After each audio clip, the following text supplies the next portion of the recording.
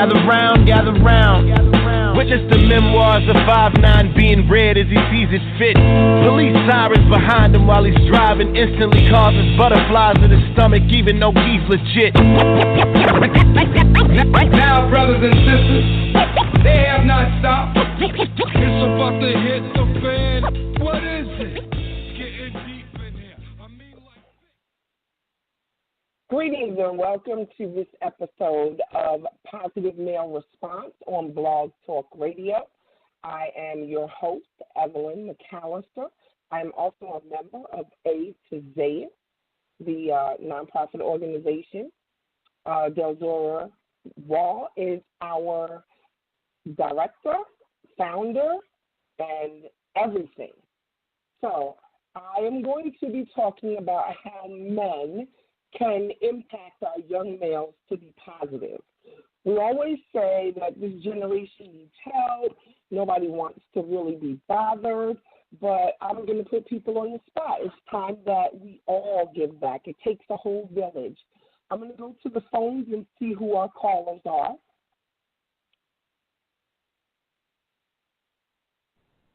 Caller, you are on the air. Please identify yourself. Hello, this is Ernest Terry. How you doing, Evelyn? I'm doing wonderful. Thank you for calling in, Ernest. Ernest Perry is one of our guest speakers today on the topic. Give me one moment. I'm going to go to the other caller. Hello, caller. You are on the air. Please identify yourself. Yes, this is Delzora. I am, as you stated to the audience, the president of Justice from A to Zayas, and I'm here to engage in such an awesome topic of how can men impact young males to be positive. Thank you very much for calling in. Ernest, can you please tell our listeners a little bit about yourself, a little bit about your history? Okay. My name is Ernest. I am the father of three boys. One is 21, one is 18, and one is 15. I'm married to Sharonda. We've been married a little over 22 years. We own the first and only African-American owned bar in the city of Kennesaw called Fire Night Sports Bar Lounge. And we also have an organization called FINO, which is Failure is Not an Option, which we set up programs to do things as mentoring programs and to give back to the community. We've been doing that now for over 10 years, and it's the apple of our eye. So it's definitely a pleasure to be on the phone with you guys. I appreciate you taking the time and calling in and be my guest speaker on the subject. I do consider Ernest to be somewhat of an expert in this area. As she said, he has raised three amazing sons. To know those boys is to love them. Ernest, my first question to you is, what made you start mentoring and getting involved in you? Okay, so the major thing for me, this is not something that just started for me. I grew up with my father, and my father was a force in the community, and as well as my grandfather was also a force in the community. So it's only right that, that's something that I was taught. And so I definitely had to carry on that tradition and make sure my boys are aware that, being a part of the community, sowing a certain seed, giving back will give you a fulfilled life. And so it's just always been important to me. Okay. And how do we get those men? What would be your suggestion on how we could get those men who may not have had that type of foundation or upbringing, get them to understand how important it is for them to sow seeds in these young boys? So that's a great question. So one of the things I think is just programs like what you have now, just bringing exposure out there, bringing the word out there to these other men so they become aware of it. A lot of things we do in life we don't do until we become aware of it. So I've found that when I stepped up and started doing things in the community and I told other guys about it, then they were like, oh, man, I always wanted to do something, but I haven't stepped up to do it, and they would partner with the program. So it's just about spreading that word, and, it's like one of those things, reach one, teach one. It's a lot of good men out here, and they really want to do positive things in the community, and they may not know the direction they need to go. So We just got to push those programs out there and just make them aware of it. Okay. And I know that with your boys, I'm sure you have had, some occasions to where you may have had to instill discipline. What was the determining factor for you as far as how to keep them on track with what you had in mind for your son? So, when they were younger, I think it was just a matter of just being consistent. I think as a parent, you have to be consistent, whether it's the discipline side or whether it's the reward side. I think you have to set standards. The higher standards you set for your children or these young men or young women, I think they will reach those. But those standards have to be set. And, it's something that you have to do over and over again. It's not a, one-time fixes it all. It's just about that consistency. As they've gotten older, I found that it's important to communicate with them and to hear them out. And, I think especially in the black community at times, we were brought up to, you do as I say and that's the end of it, But that doesn't prepare them for the real world. We have to listen to them and respect their opinion. And just like anybody else, if you give someone respect, they will respect you. So that's where I'm at now with my boys. The relationship is constantly growing, and it's something that, you definitely have to put effort in. And, sometimes you may not feel like it. You may have a million other things going on in your life. But, being that positive influence, being the consistency is the major thing. Okay. And with all the recent issues that young black men have had to deal with law enforcement and things of that nature, have you felt the need to have a conversation with your sons on how to react if they find themselves in that kind of situation? Yes, I have. That's conversations we've been having for a very, very long time. We sit at the dinner table and we talk about if you get stopped by the police, what do you do? Well, of course, the first thing they do is they call us immediately and put us on speakerphone. But then also, when it comes to the law, you have to understand you do have to respect or show a certain respect to the law. And what I've always told my boys, if it's somebody in law enforcement that disrespects you, your life is not worth that. We can go after them later. I want you to be very, very respectful and do everything that you can to not, provoke a situation to get out of control. But the main thing is to respect authority, to be polite, and, I try to I push them very hard not to hang in large groups and not to hang out late, things of that sort. The normal things that you would do when you're young and experiencing life, right. But it's just looked at totally different when you're a young black male and you may be another race, You're a young black male, you may be considered a thug if you're out walking the streets with your friends, 4 or 5 friends at 11 o'clock at night, whereas we'll see 4 or 5 of someone else out maybe skateboarding or walking with their friends, and they're just out hanging out being young. So, it's a double standard in this world, and anybody that, doesn't agree with that, I don't think they're looking at it from a true perspective. Okay, and I'm glad you brought that point up because I myself, as a parent, I don't have sons, but I do have a daughter, and it's been extremely important, especially as she just turned 18, extremely important for me to have that same conversation with her, with how society looks at young African-American boys and girls as well, and having to prepare her to deal with people, out. Because up until this point, she's not necessarily been sheltered, but not been exposed to a lot that some of our other young people have been exposed to. And in trying to prepare her for those situations where she may be out with her friends. And as you said, I think for girls or young women, hanging out with some of your friends at 10, 11 o'clock walking, it doesn't look good to some people. And I've had to explain it to her. Well, why can't we just walk from wherever we're going to the bus stop or to the end of the parking lot? It just does not look good, and I've had to explain that to her and prepare her for that. I know that, now that she's 18, she's all of a sudden, I'm 18 now. I can do this, that, and the other. And try to find the best environment for her to do that. Now that her and her friends are 18, they brought up a couple of weeks ago that they want to go to an 18 and up club. And I'm so past clubs. And I know different things that happen in certain parts of town. Some of those clubs are a little shady.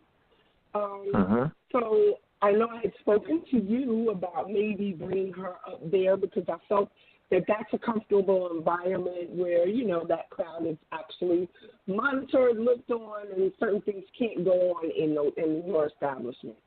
But more so how with a lot of our young boys and girls, that man aspect is missing. So a lot of our youth have not grown up with a father figure in their home.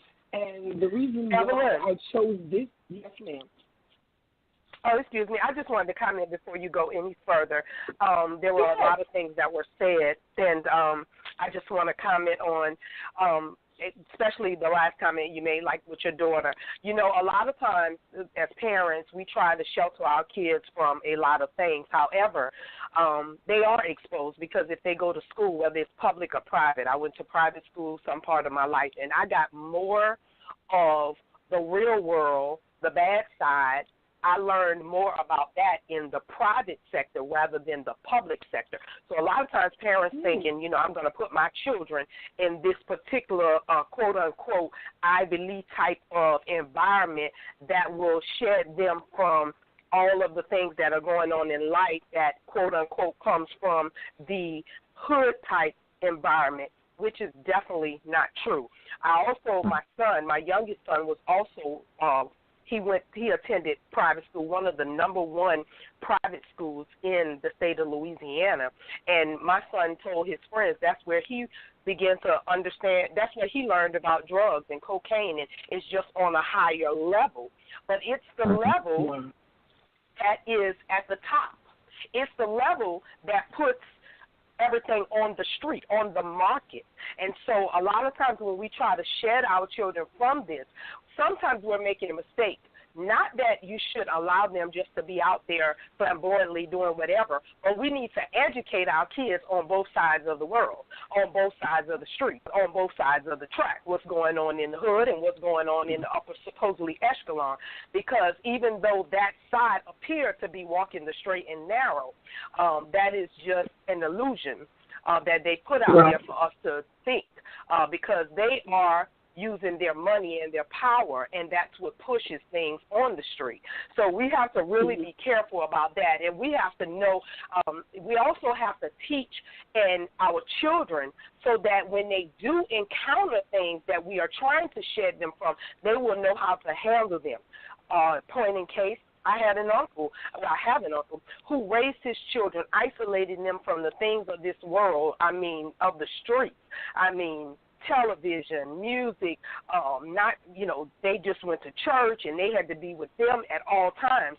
Well, unfortunately, when they left the nest, they weren't prepared for what the nest, and they were college students when it hit them, and they were students at top-notch colleges, and they began to meet people who then taught them things that should have been taught appropriately at home so that they would have known how to prepare them. And so I like your topic, how can men impact young males, because the organization, A to Z, we are about men. The young man was talking about, teaching his son how to respect the authority and all of this.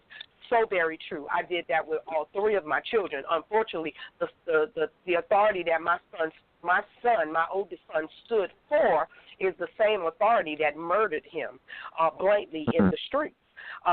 So not saying that we don't teach them. We do. And this particular son, they couldn't have ever told me that he would ever have a problem with law enforcement. His father, 23 years on the force. His mother worked in law enforcement. And he was in military police. He respected authority. He stood by laws. He loved the law to the point he wanted to become a lawyer.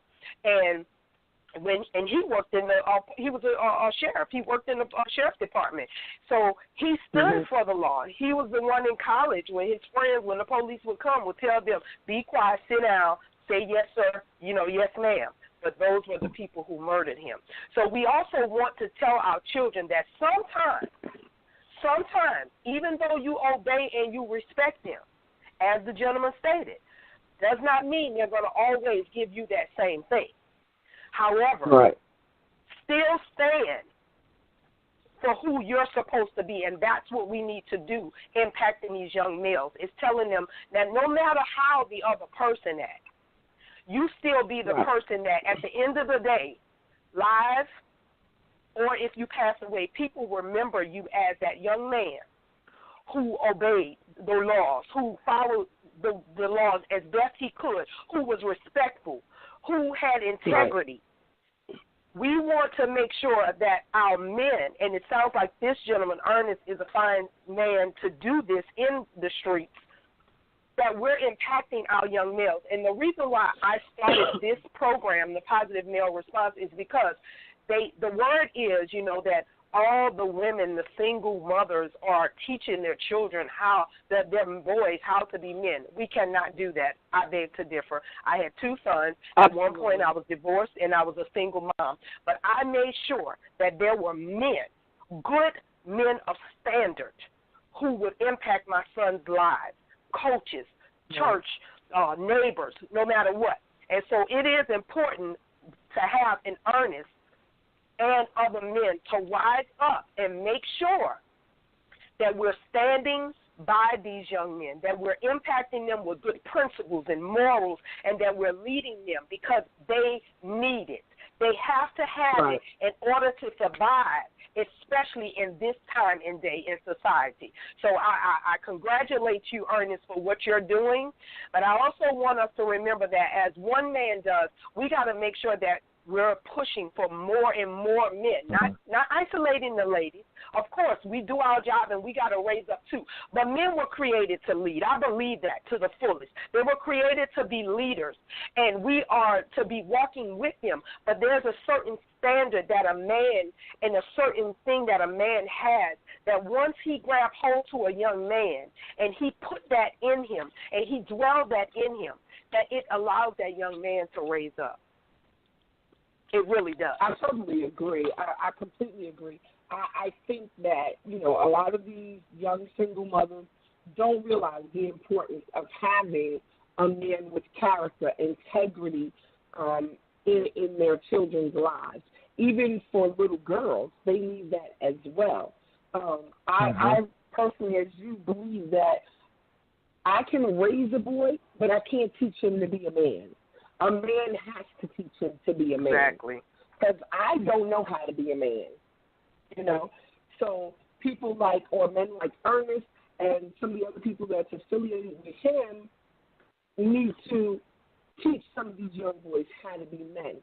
I read an article a little while back. Steve Harvey was in the airport and had went to one of the fast food places in the airport, and a young boy, he was sagging, had his shirt out, and the young boy asked him how he got into radio, and Steve kind of told him, you need to pull them pants up, put a belt on, and tuck that shirt in. You have to look a certain way. And you notice when he was probably maybe 15, 16, told Steve no one had ever told him that. Yep. No one had ever told him that he needed to do that. I've met so many young men that, they don't understand, hanging their pants low. And to be honest with you, I was one of these young men at one point in my life trying to hang with the crowd when I was younger. But when somebody told me where it came from, what it meant, it made a big difference to me. And so I think that's a thing that we as men, we do have to take the responsibility. We have been letting down a lot of women as a whole. And we've seen this over the years. But we have to let the boys know first impressions are everything. And there's a time and place. There's a time and place to have gym shorts on, but there's a time and place to have your pants pulled up and a shirt on and know how to tie a tie. And honestly, successful in this world, you're going to have to know how to look the part. It's very, very important. And you know what, Ernest, to go along with that, and Evelyn, I think a lot of times that people are attacking the young boys instead of really developing relationships with them. Because what is happening, and the reason why these boys are still, so many of them are still having their pants hanging down, is because it's how we're approaching them. We're attacking them. Because here's the thing. If I don't get you to change your mindset, pulling up your pants really not going to do anything for you. Because if you put on a suit, but you go to an interview with a bad attitude and nobody can't tell you nothing because I'm grown, you still not getting a job. Okay, you can have on the best suit Steve Harvey or Tyler Perry can buy you, their money can buy. But if you have a bad attitude, that gets you nowhere. So I think sometimes we need to approach and try to get into the mind of these young people in the heart. And when we befriend people, then guess what? They're going to look at Ernest. The young man going to look at Ernest because Ernest said he was once like that. But guess what? He changed. So when Ernest developed a relationship with the young man, and then he starts seeing how Ernest is coming around and his appearance, he's going to start wanting to look better.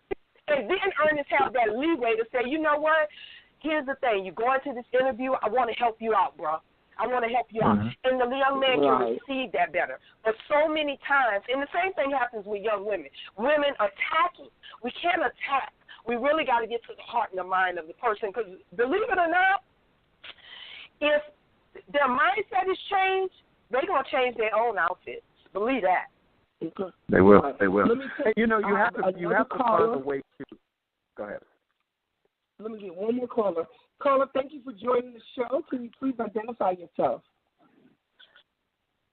Hello? Yes. Can you hear me?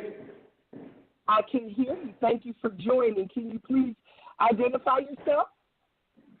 Yes, be glad to. Hey, this is Pastor Sonny from the Lifehouse. How are you guys doing?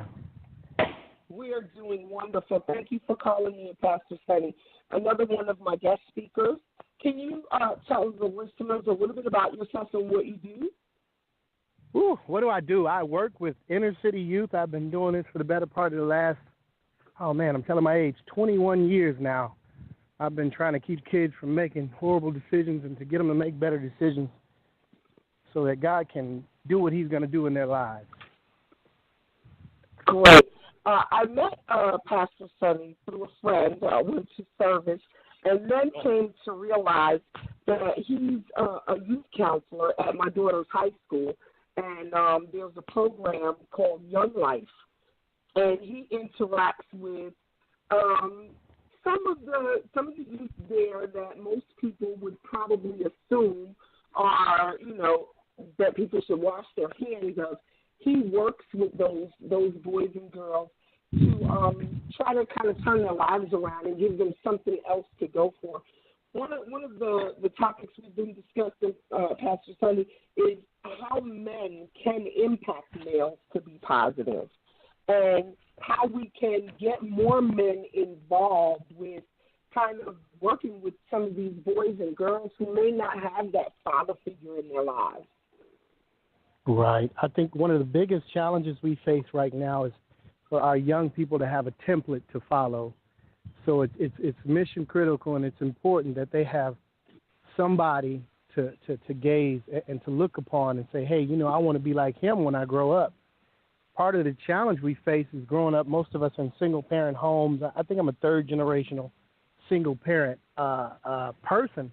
My mom and my father weren't together, and so on and so forth. So I didn't really have a template. So when I became married, when I started having my kids and trying to figure out how to be a father, I didn't have the role models and templates in place, and I recognized very swiftly that I was fishing in the dark. So I had to try to find a strategy. I think the biggest thing that our children are missing right now is a strategy. So as men, we have to step up to the plate, and we can't just do it with our own babies, because the true gist of the nature and situation is that there are not enough fathers out there who are stepping up to the bat. And they'll tell you, I'm a father to all of the children. I mean, at the school, every kid up there knows me. They gravitate towards me. My daughter, who's 16, I swear some days I have 5-6 girls at the house. They all love being around us, and I play the father role for more children than just my own, and I've done it for generation to generation because I recognize the importance of having a template or something to follow, and that's what I feel like we're missing a lot of times. I know women do the best job they can, and single moms do an amazing job of tackling the obstacles and the hurdles in front of them, which is parenting from a solo position. But our babies, especially our young males, they need a male role model to show them what to wear, to show them how to carry themselves, to show them how to treat their potential future wife. I agree. We grew up. I grew up myself. My mom and my dad, they split up when we were probably 12, and after that, it was a free for all. So again, the importance of having that male role model for, as you said, a template for kids to follow. Ernest, I want to give you an opportunity to kind of wrap up your position on the topic, and Pastor Sonny, you as well. Okay, I just want to encourage all the men that's actually listening to, reach out to the community, reach out to these young guys, because we all were young at some point, and we've all made mistakes. We're still making mistakes, and try to find a way to identify with a youngster, and then build from that point there. The main thing is just to expose them to positive things, provide positive frame of mind, and just be there for those kids, and you will change their life, because what's going to happen is when they get older, they're going to impact someone else's life, and it's just going to keep going and keep going. So exposure is the key. Find programs. I tell guys now, I say start with just one time a year where you do something, and then before you know it, it's twice a year, and then before you know it, it's every month, and then before you know it, it's every week that you're involved in something. And just expose these kids to something else besides entertainment and sports. Let them know that there's other ways to be successful in this world. Exactly. Very good. Great. I appreciate that. Pastor Sonny? You heard me say this before. In the words of the famous Outkast, you got to get up, get out, and get something. We have to challenge ourselves as men to go after these babies, because we're losing our kids and they're dying at an alarming rate. And there's so many vices out there looking to take over their lives that we have to step up to the challenge, and whether it be through a big brother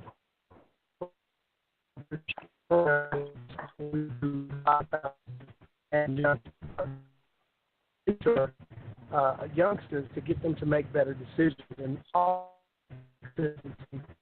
And all these want someone to love them consistently, and we have to meet that challenge. Yeah. Amen. Amen. I completely agree. I appreciate, Ernest, you giving your time and calling in today to have your brain picked. You as well, Pastor Sonny. I appreciate you taking the time to call in and support Positive Male Response. I'm going to turn it back over to our founder. Do you have any closing words that you wanted to say?